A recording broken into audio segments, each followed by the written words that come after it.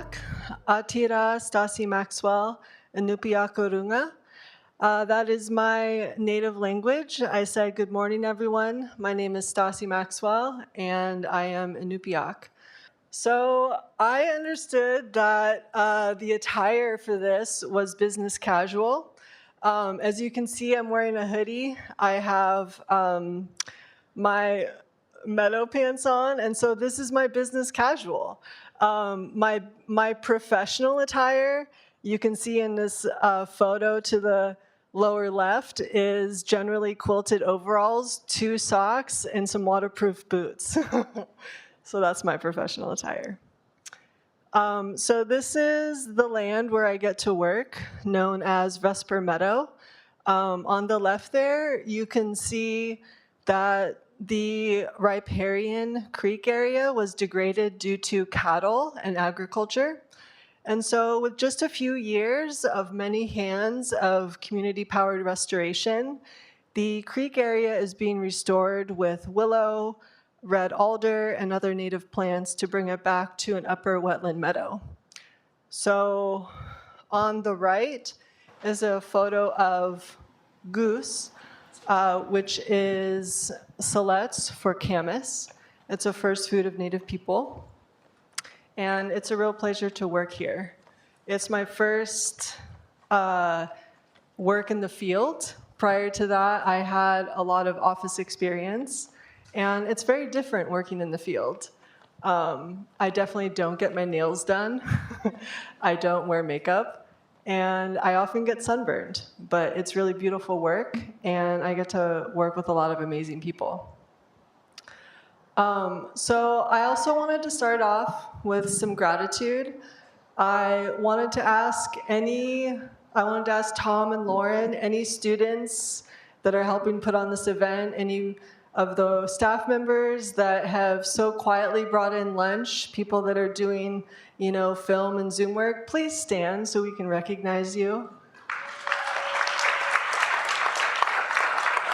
Stand up. Stand up, students.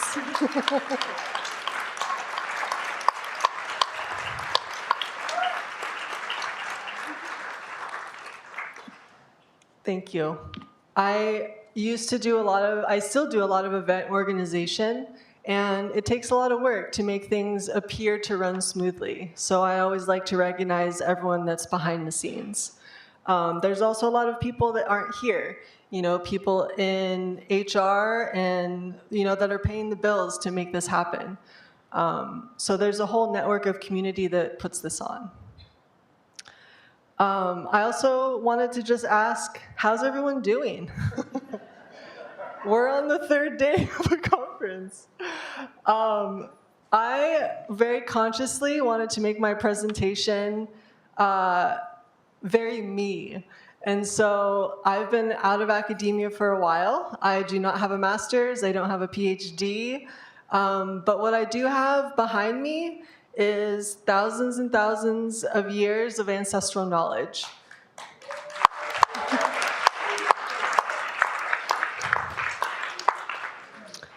So these are my 2 boys. They're very much older than this now, but when I saw this picture, I was like, as an event organizer, this is how I feel at the end of an event. So I'm going to add a lot of humor into my slides. I love to laugh. Laughter is medicine. It's a way of connecting with people. It's a way of bonding. It's a way of sharing information. I'd also love to ask anyone who self-identifies as Native, could you please raise your hand? Thank you. Happy to have you here. I think this is also very representative of my experience as a Native person. Does anyone know how many Native people existed in so-called America pre-contact? Any guesses? 5 million. Thank you. Higher.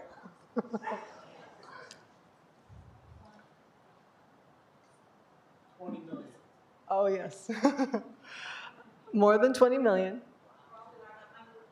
Yep, 112 million is what they estimate. And any guesses as to around how many Native people there are now? A little bit more than that. Thank you. We generally make up 1% to 3% of the population. 90% of Native people were exterminated, killed, murdered. That was the genocide that happened in so-called America. As I was on an airplane over here, I was doing some research around the history of this place. Does anyone know the name of the Native people that existed here in what is now known as Richmond? I hear a couple, Chickahominy. Powhatan, yep. Does anyone know the name of the reservation that's nearby? Y'all have some education to do. It's the Pamunkey Reservation.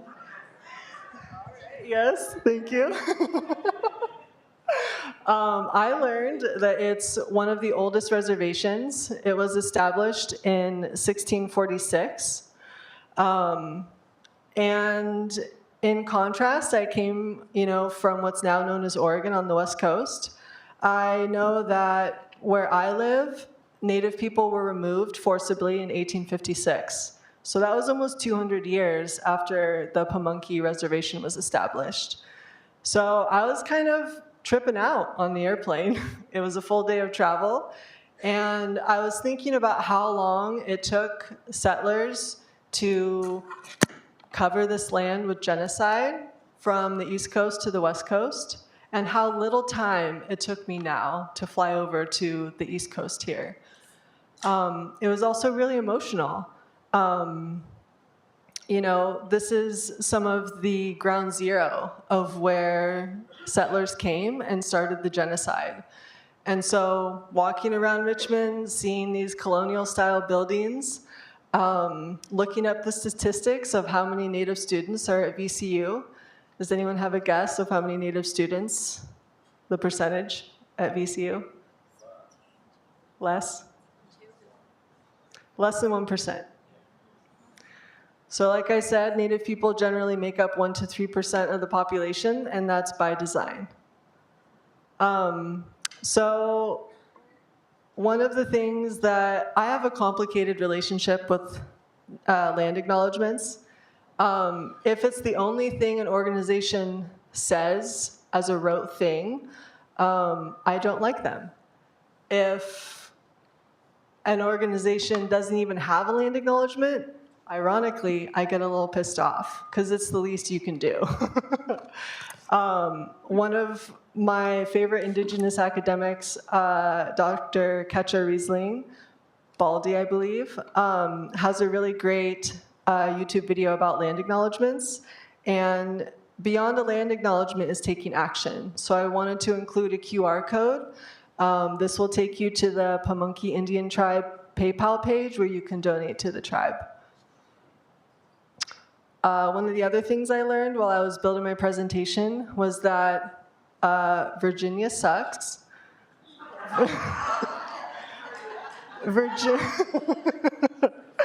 Virginia became the pioneer in implementing blood quantum laws, restricting the civil and land rights of both American Indians and Africans.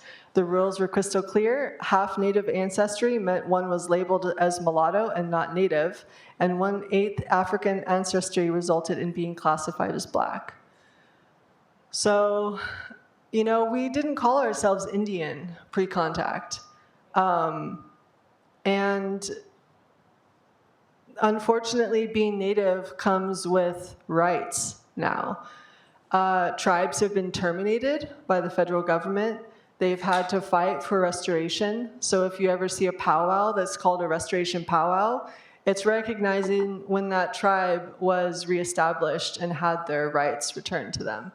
Rights returned to them, right? So take it with a large pound of salt. So before I can talk about spirit and place or land in relation to recovery, I need to talk about colonization and settler colonialism and genocide. So I thought this was funny. Early American settlers, called us savages, thought they were better than us. And yet, at the same time, we have to work to live and know and get their needs met. And yet, we are intellectually superior in every way. So I just thought that was hilarious. What I also think is sad and scary is when I'm hiking on the land and seeing just thoughtless disrespect for the land that sustains us. So, to speak a little bit more about why Native people make up 1 to 3% of the population, a lot of Native people, not everyone, were removed forcibly to reservations. As you can see, if you superimpose these maps on top of each other, the density of natives are on reservations. There's a really interesting, and when I say interesting, I mean tragic and sad YouTube video that's about 2 minutes that shows the systematic theft of land across so-called America. And like I mentioned, some tribes have lost their status and reservations have been minimized. So even though treaties were made with Native people, they were often broken, and land that was promised was then taken away. So my key objective is all addiction is a result of colonization, period, full stop. Don't really need to tell you anything else. But I think these things are very important to see how settler colonialism and racism works, how each supports the other. And also, I think language is very important. America is not a civilized country. It's based on violence. A lot of how we even talk about land is very violent, and we often relate it to women. The virgin landscape, right? Gross. So one of the things I wanted to, so I was actually very resistant to having a slide deck and also planning how I speak about things. When I facilitate, I do so generally in the moment. So one of my backgrounds is studying Tai Chi and Qigong, and my teacher is Native American, which is great. And I found a lot of parallels between Eastern medicine and Eastern thought and Indigenous worldview. And one of the things that my teacher encouraged me when he started to encourage me to start teaching Tai Chi and Qigong, and I was very resistant to that as well. So I started asking him, well, how do you teach? Do you build a lesson? What do you do? And he's like, I don't plan anything. I show up every day. I see how people are feeling. I know who's here. I know what their abilities are. I know where they are in learning the movements, and I go from there. Part of what I pay attention to is the spirit of the day.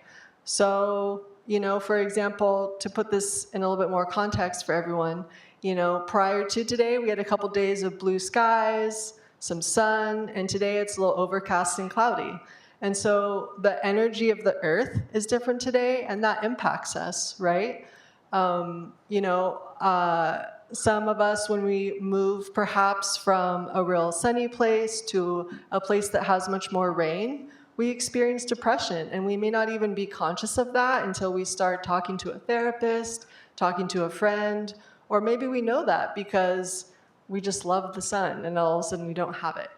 But there's a lot of things that happen unconsciously that we're not really aware of that impact our health. And so when I was even considering what to talk about months ago, one of the things that I didn't see in academia when I was studying was in relation to health and wellness. Often in Western academia, land and spirit is not considered. So when we think about our own personal or communal health and wellness, you don't often hear land, the health of the land, talked about in relation to ourself. So I think a lot of these things are very important to see, but to echo Keith, I would encourage you guys to just listen and kind of experience what I'm talking about. All of this information is readily available online, you know. There's massive amounts of data and words available online, but what I would like you guys to take away from my talk today is how you felt and how much you laughed, honestly. So one of the things that I really struggled with as an undergrad was citing my sources. I always like to say that when I'm speaking, generally when I speak, I happen to, you know, I am very privileged to live in a place, even though Native people were removed, there's still an intertribal Native community. And so I always like to say the only, you know, to justify my sources, if my uncles and aunties are laughing and nodding their heads, then I'm giving you good information. That's all you need to know.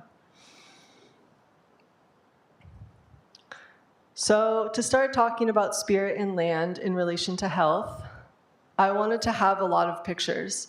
So a lot of the pictures you see in my presentation are photos I took. It's the land that I live on, and it's a really beautiful place. It's very strange to be in Richmond where there's no mountains. Also, Alaska, lots of mountains. Like in Alaska, mountains make these mountains look like little molehills. So it's been such a privilege to travel and to see the different ecosystems and landscapes around this beautiful earth. And so I wanted to ask, what is spirit to everyone? What does spirit mean to you?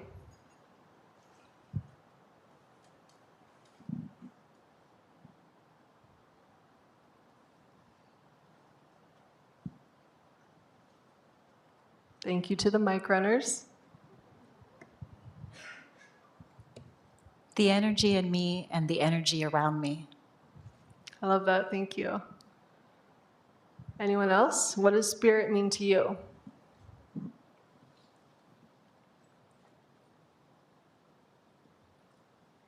For me, it's the energy that I get from when I'm outside, especially near water.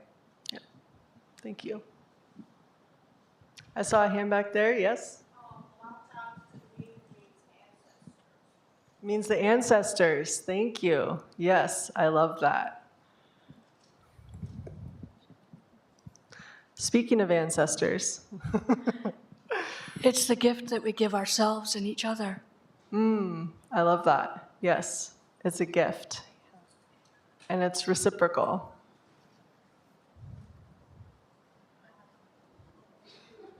The invisible conversation.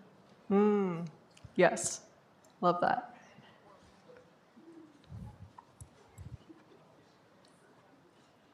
So to me, spirit can mean different things. It's generally intangible.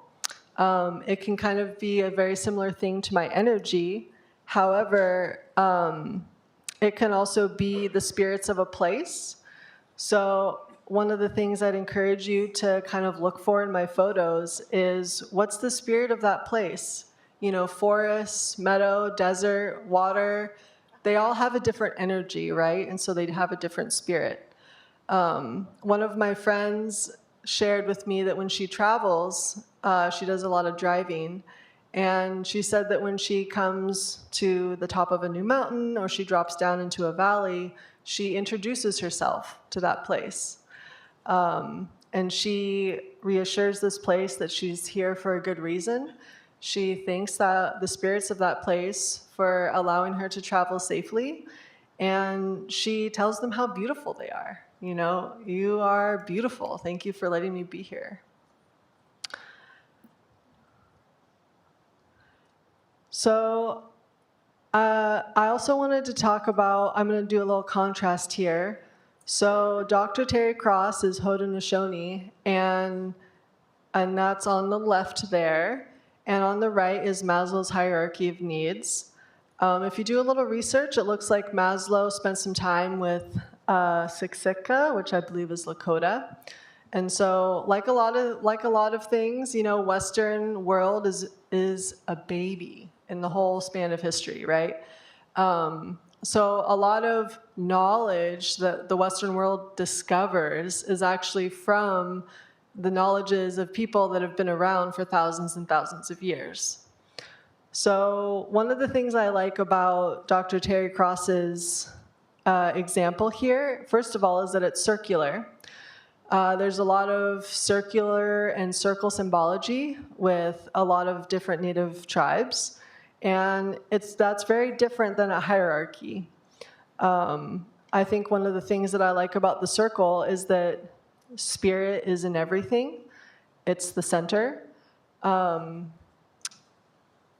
one of the presentations yesterday, I believe, you know, there was a question of wondering why, when people have basic needs, that they check they're insecure for housing or food, but then they're asked, like, do you want help? And their answer is no. Why is that?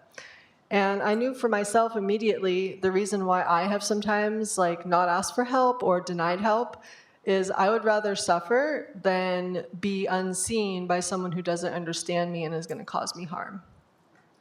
So in the past, that's been unconscious. In the present, that's actually sometimes been very conscious. I would rather suffer with my community in certain ways than to ask for help from people that don't understand me. Not saying that's a good thing, but that has been a conscious choice that I've been realizing lately.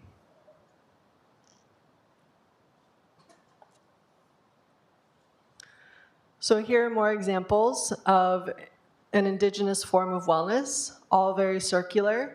You can see that cognitive, physical, emotional, and spiritual is all included.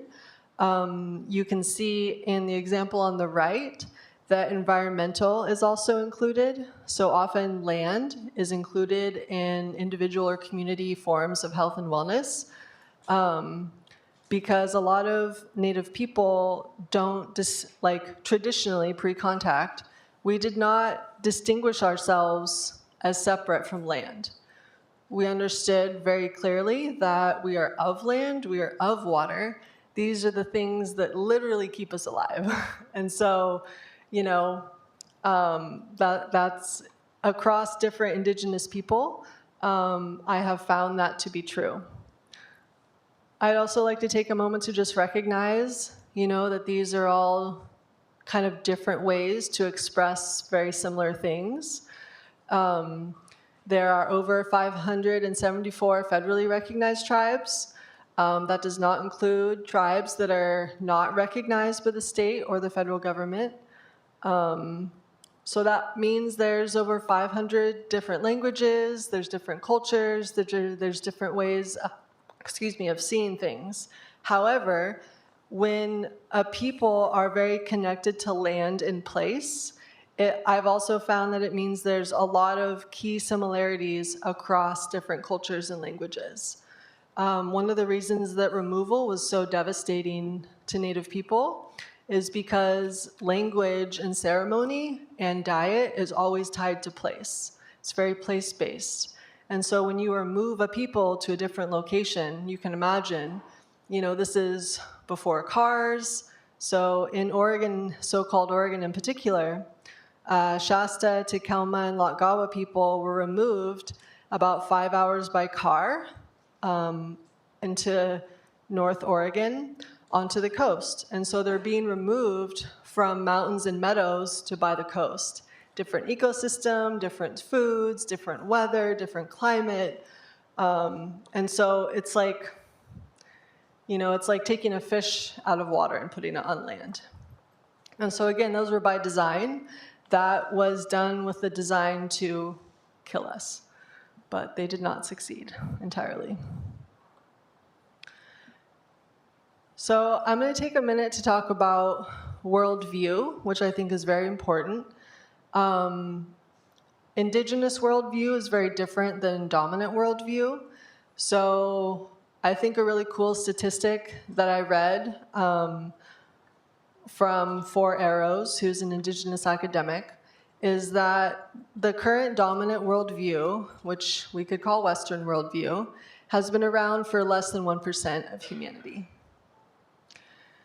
So the world as we know it, and especially the worldview, which allows this to exist, has been around for less than 1% of humanity. So to talk about a few definitions, everyone is indigenous to place. Native is different than indigenous, and it also varies by person. So, to go back to that slide where I said some of you may be confused if you're not familiar, Keith is smiling at me.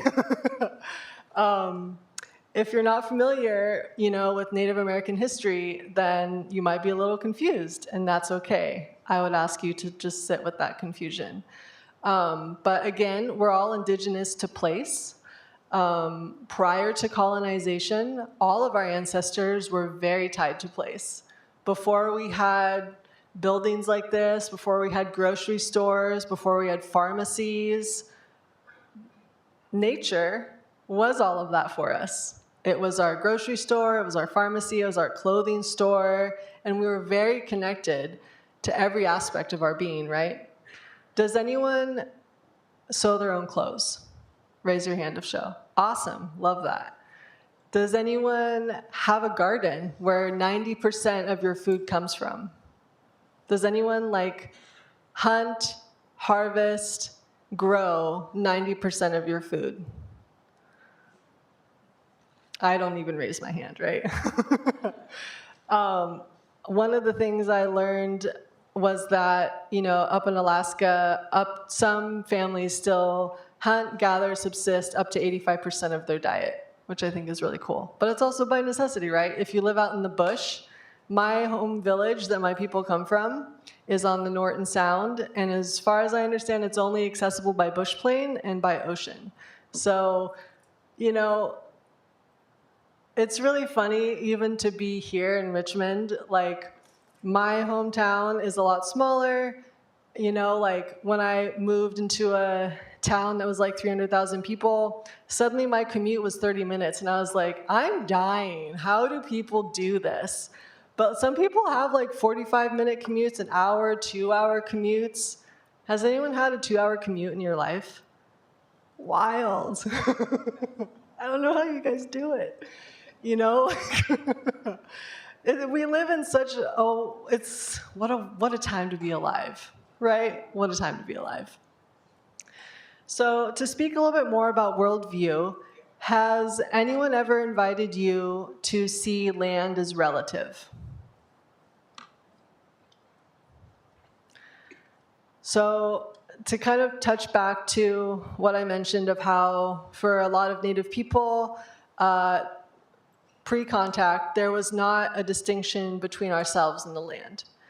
And so one of my favorite questions that I've asked high school students when they've started to do a meditation of how to see a tree as a relative.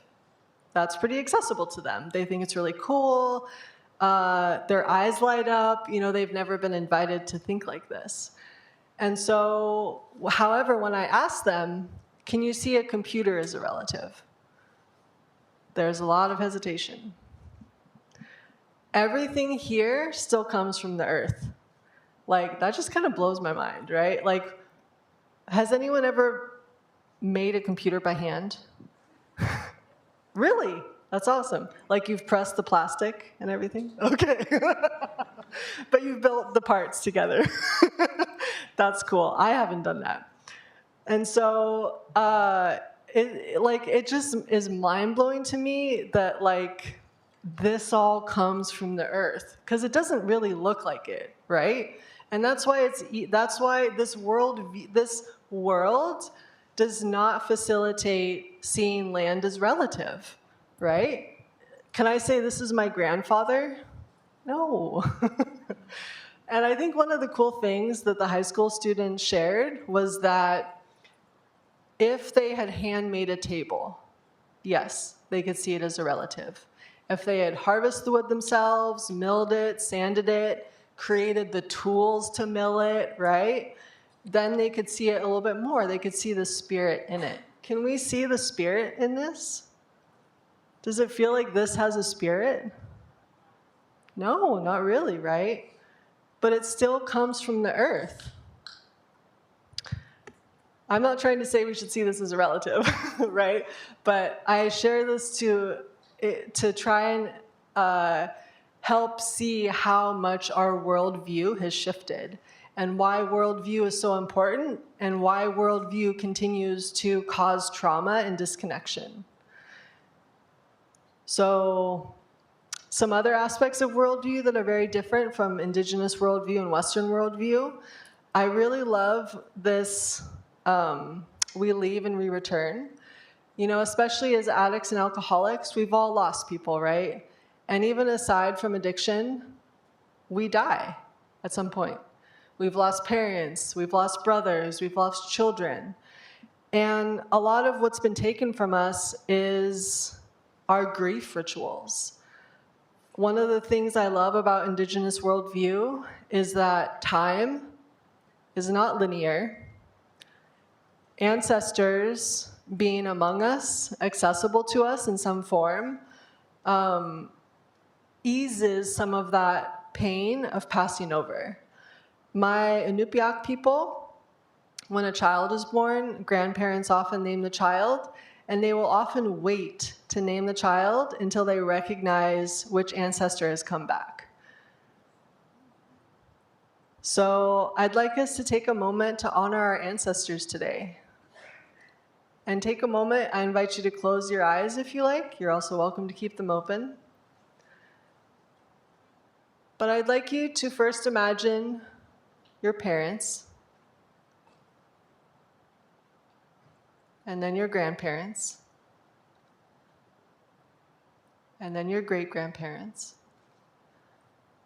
And at some point, we won't be able to put a face to a name, right? And keep going back. Keep going back. We all have lineages that are thousands and thousands of years old, thousands and thousands of ancestors behind us, thousands and thousands of years of knowledge, experience, wisdom that is still accessible to us through spirit and place. And I'd like you to think of something that maybe you have a question about or you're struggling with. And I'd like you to hold that question in your mind and be open to an answer coming from one of your ancestors. And imagine that there's no divide. Time, space is not a barrier to wisdom, to spirit. And so there's no barrier to your ancestors giving you the wisdom and knowledge for this thing that you need help with.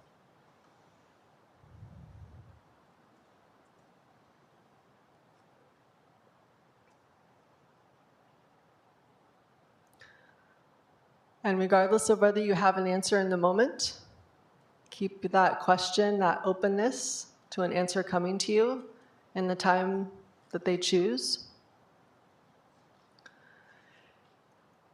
And then take a moment to give them gratitude.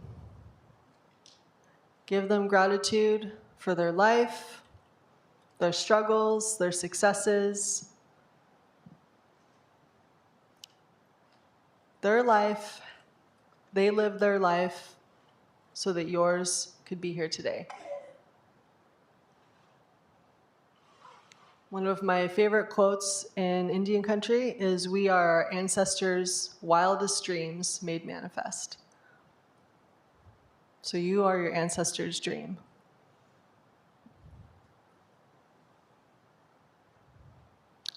And I'd like you to hold on to that feeling that you may have.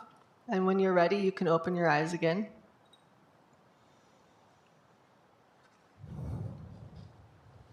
Thank you. So I wanted to share a little bit about Wellbriety. It's like an indigenized form of 12-step recovery. And I really like this quote. Non-native recovery approaches often look at addiction as an individual disease, ignoring the social, political, or economic roots of addiction. The indigenous experience adds a dimension of acknowledging socio-political causes without removing an individual's need to do the hard work it takes to heal. This is new, culturally specific thinking that can add to the field of mainstream recovery knowledge. And so one of the examples I've heard sometimes is that if a forest is sick, colonization has impacted all of us, not just Native, not just Black, not just Latinx, not just white, not just Asian, everyone. That disruption, colonization disrupted us from land, culture, language, and place. There's a really great Dene academic, Dr. Lila June Johnson. She recently got her PhD in Indigenous food sovereignty, I believe. And she is also Welsh, I believe. And she traces some of the roots of colonization back to the Greco-Roman era and the rise of this concept that one being, humans or tribe, is better than someone else. And I think it's hard to even imagine, right? Like, let's take a moment to imagine like a time when there was never this concept that I was better than you or you were better than me, regardless of everything, race, color, gender, language. A lot of the native tribes' names for themselves often translated to the people of this place, the people of that place, the people of this river. I believe one translation I've heard of Inupiaq is top of the world people. It doesn't mean we're above everyone, right? It's just that like very far north. And so can we even imagine a time period where there wasn't this hierarchy, this concept of I'm better than you, you're better than me, I'm less than, you're less than? It's almost hard to imagine because this concept of hierarchy is so embedded in our thinking, it's embedded in our culture, it's embedded in our language.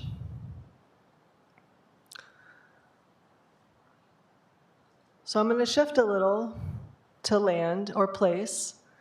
In my language, it's Nuna. And I really loved this picture. Where does a soul go when it's forced out of its motherland?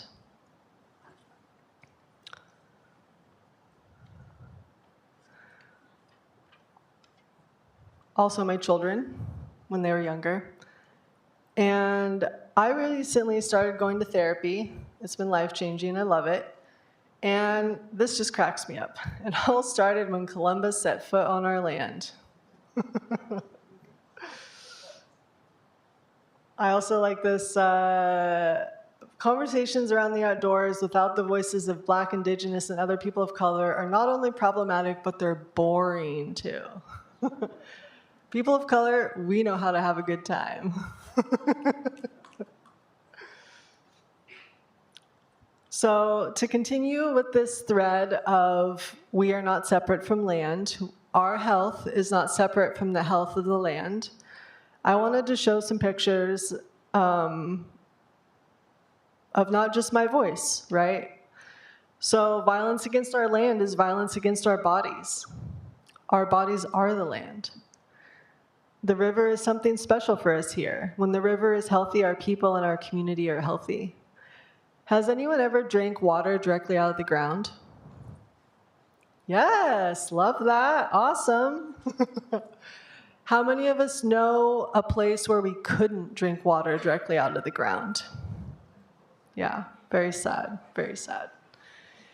Can you imagine a time when we could drink water wherever we wanted to? Anywhere? This is some of what causes health issues, food insecurity, water insecurity. is our lands and waters are sick. I think one of the interesting things that I read during the pandemic was, why do we have these buildings? You know? Why do we have office buildings? Think of all the different industries that exist to create an office building, and they're empty half of the day sometimes. During the pandemic, they were empty for months potentially, right? And we all worked from home. Like, just think about how many buildings there are in the world, how many toilets there are that flush every second, how much water is being diverted. It's for convenience and capitalism and colonialism.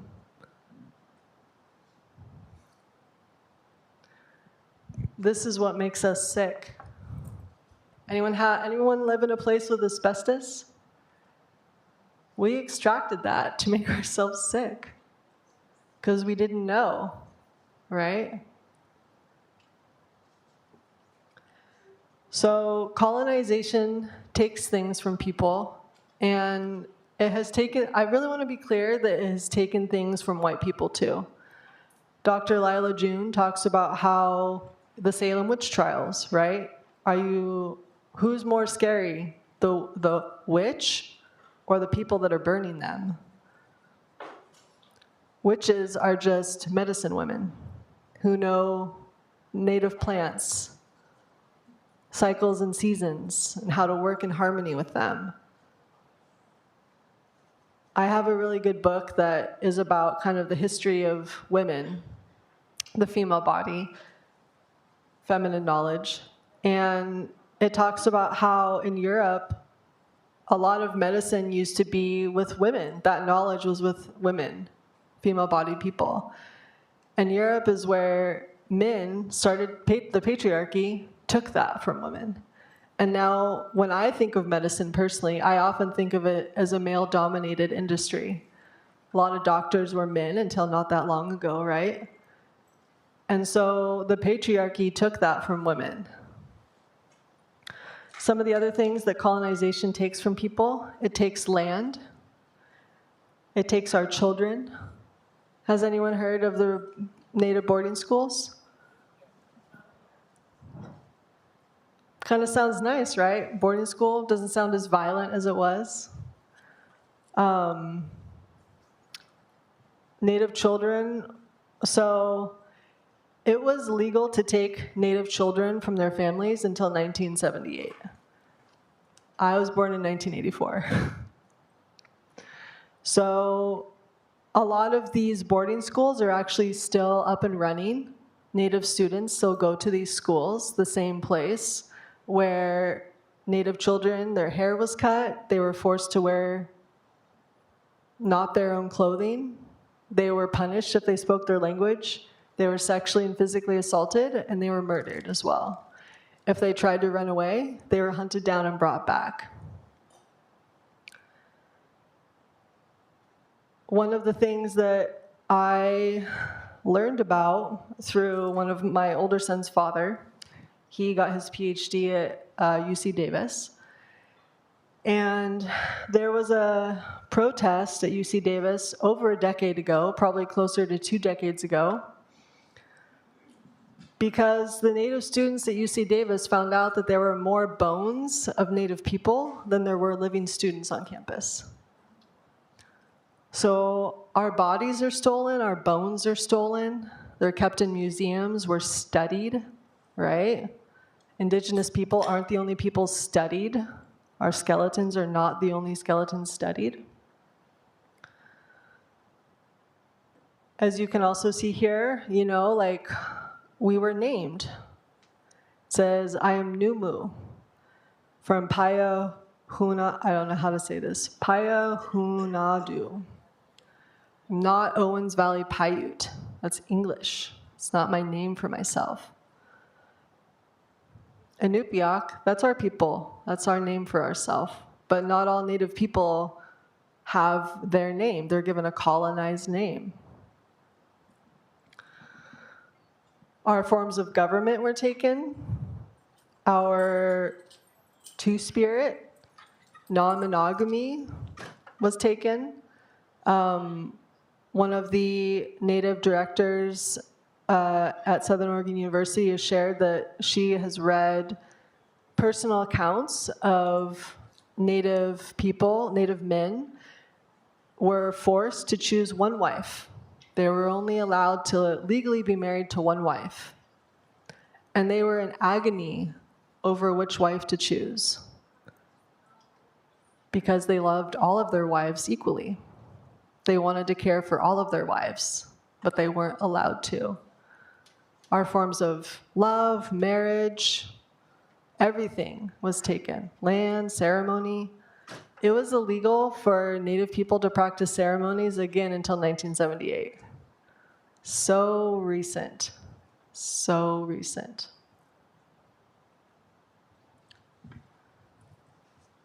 That's changing. So has anyone heard of land back? Wow, okay. So Tom, I think next year people can receive CEUs if they give 1 acre of land back to Native people. Yes. 1 acre of land per 1 CEU credit. I should probably make it 100 though. So land back has been a movement, and it's starting to be quite successful. Within the last couple months, I have seen story after story after story of acres of land being returned to Indigenous hands and Indigenous stewardship.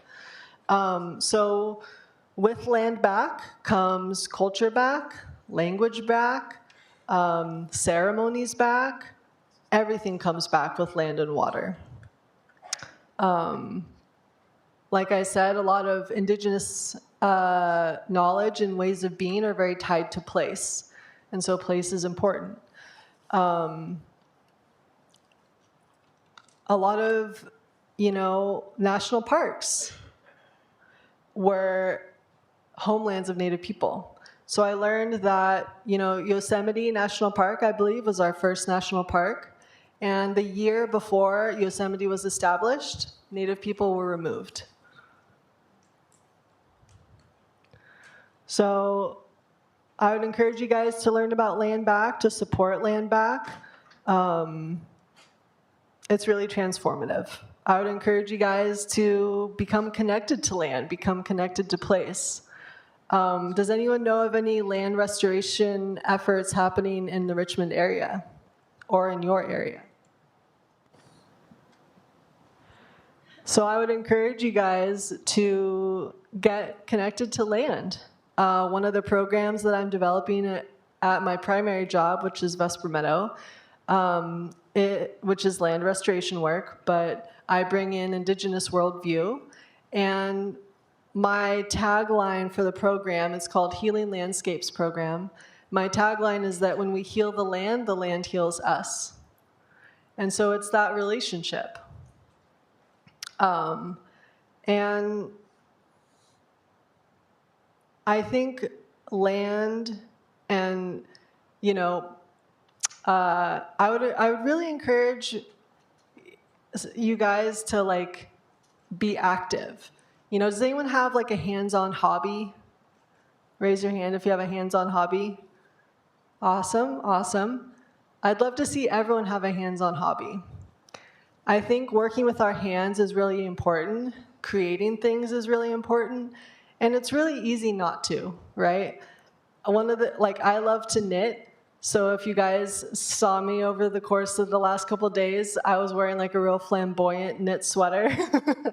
I made that, and it was really cool. And one of the things that I've read with this concept of rewilding is that people sometimes don't have a tactile sense. So one of the things in one of the books I was reading about rewilding was that as people move into sometimes the medical field and you're having to learn to start IVs and things like that, people that come from ranching backgrounds have that tactile sense of liquid is starting to come through this tube. People that don't have that background can't sense it. And so there's a very felt sense, doing an activity yourself gives you a really felt sense of things. And I think that felt sense is very important. And so I'm going to read a quote here.